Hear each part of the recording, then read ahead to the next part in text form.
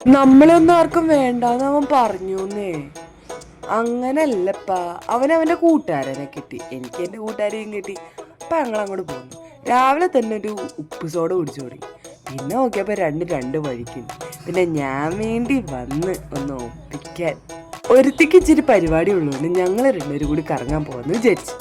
ഈ കറങ്ങാൻ പോകുമ്പോൾ ഇങ്ങനെ വീട്ടിൽ സമ്മതിപ്പിക്കുന്നതായിരുന്നു അടുത്ത പ്ലാനിങ് ഒക്കെ കണ്ട നിങ്ങൾ വിചാരിക്കും അന്താരാഷ്ട്ര ചർച്ചയാണ്, വെറുതെയാണ്.